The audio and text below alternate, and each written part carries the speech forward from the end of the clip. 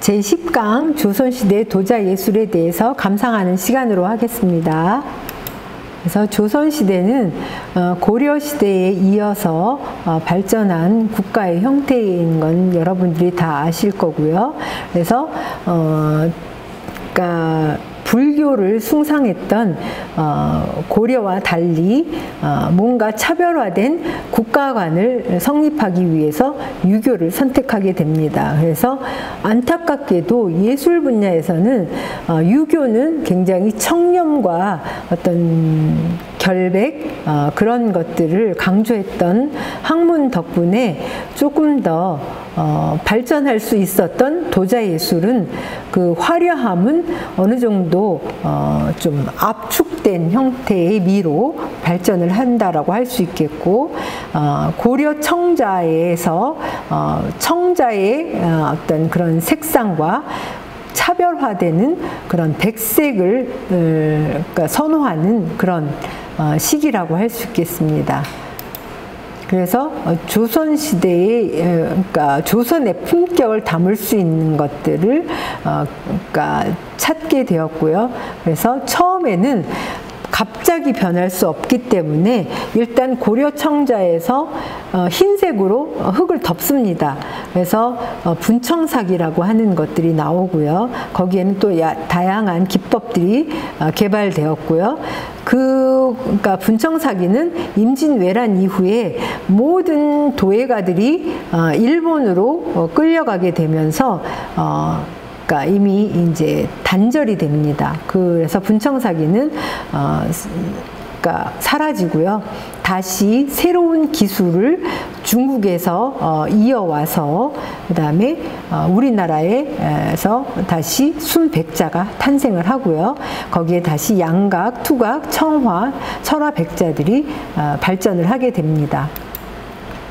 그래서 조선시대 도예와 문항의 상징은 모란 부귀의 상징은 그대로 고려시대의 것들이 이어지는 것들이 많고요. 특징적인 것은 복숭아 오약꽃으로 해서 조선의 상징이라고 합니다. 그래서 4개의 꽃이 꽃잎 4개가 이렇게 되어 있는 것이 조선의 상징의 꽃으로 문양화되어 있고요. 파초문 발전으로 그다음에 뭐 이런 것들 문장들을 왜냐하면 유교는 그러니까 사대부를 굉장히 숭상하고 학문을 숭상하던 시기였기 때문에 문인화의 발전으로 해서 글자 모양의 문양들 대거 등장하는 시기라고 할 수 있겠습니다.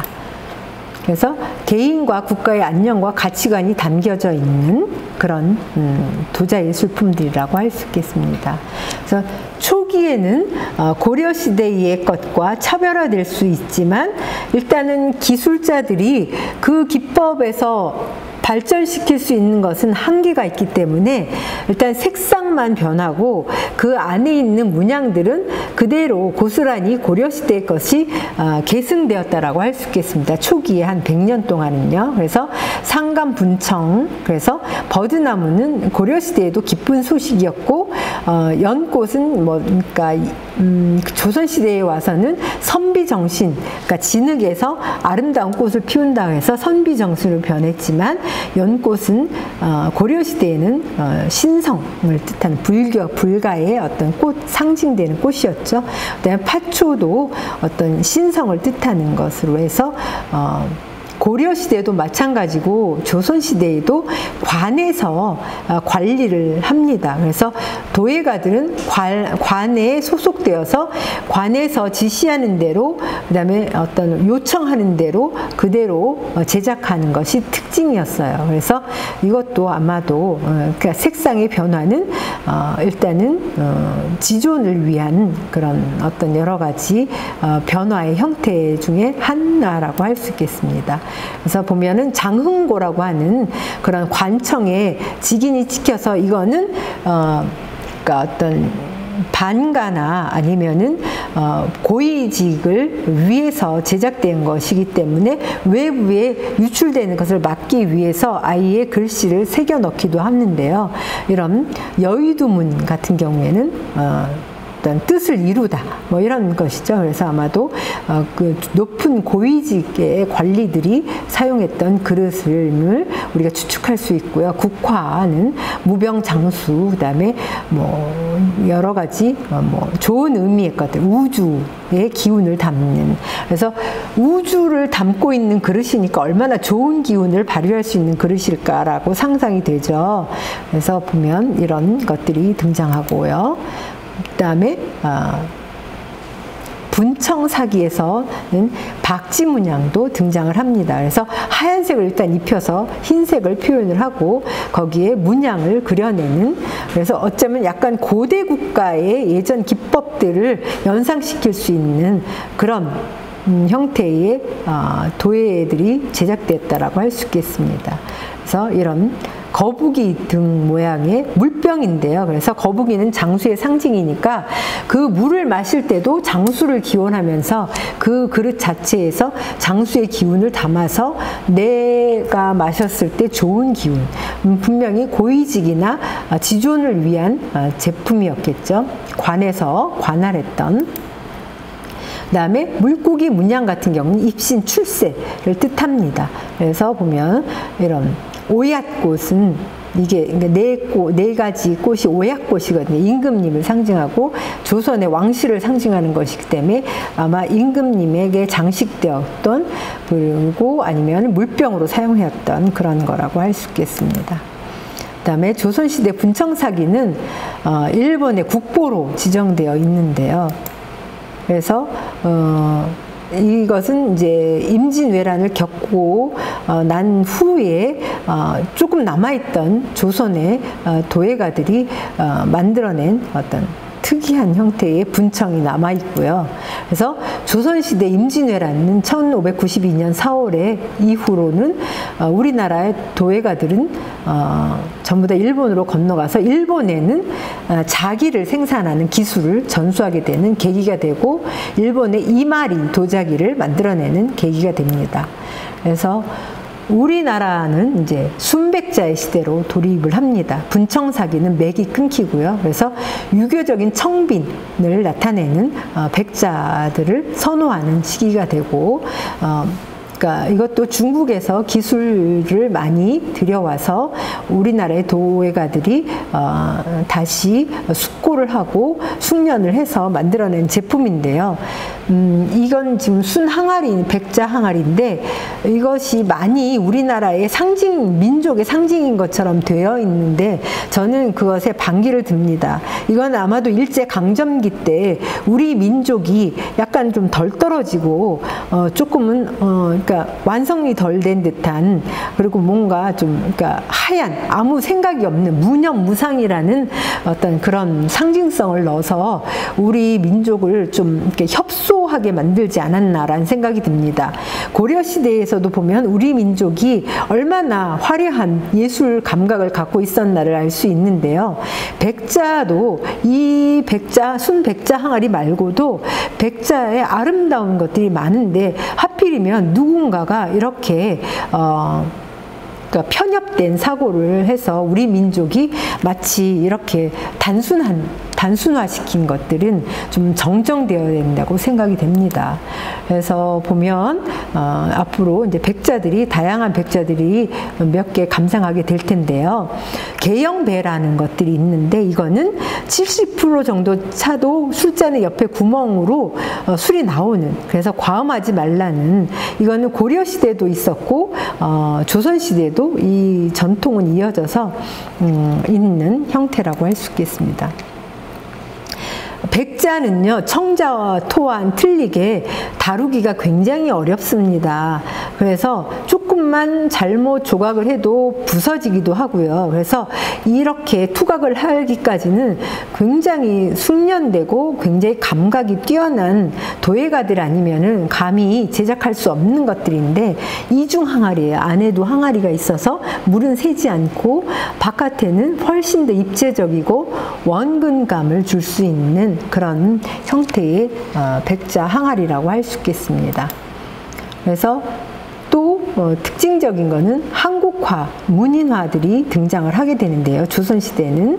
그래서 보통 관료들이 그림을 즐겨 그리고 임금님도 즐겨 그려서 그것은 단색화로 수묵화가 있었고요. 그 다음에 직업적인 화가의 궁중도화원의 도화서들은 채색화. 그래서 우리나라는 마치 단일한 색상을 쓰는 것 같은데요. 아닙니다. 그러니까 물론 선비들은 좀 더 그러니까 어떤 겸손 내지는 절제의 어떤 그런 걸로 해서 단색을 썼다면 보통 그러니까 궁중의 화가들은 아주 화려한 우리 민족이 화려한 색상을 좋아했던 것을 엿볼 수가 있는 한 장면이라고 할 수 있겠는데 그래서 부귀 영화를 뜻하는 이런 모란도를 병풍으로 해서 장식을 했다라는 겁니다. 일반 반가에서요.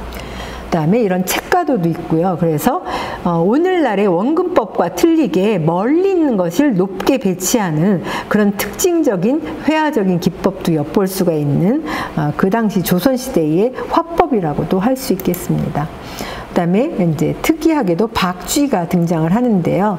그래서 청화백자가 그러니까 중국을 통해서 들어오게 되는데 청화백자는 사실 중국이 아니라 이슬람에서 들어온 청화가 중국에서 청화백자를 만들고 우리나라에도 이 코발트가 수입이 되면서 이렇게 기물 표면에 철기와는 다른 어떤 다양한 화려한 문양을 넣을 수 있는 아주 품격 있는 그래서 국가의 품격을 보여줄 수 있는 그릇을 만들게 됩니다. 그래서 이런 화려한 문양을 넣어서 백색과 청색의 대비를 통해서 아주 화려한 그릇을 볼 수가 있고요.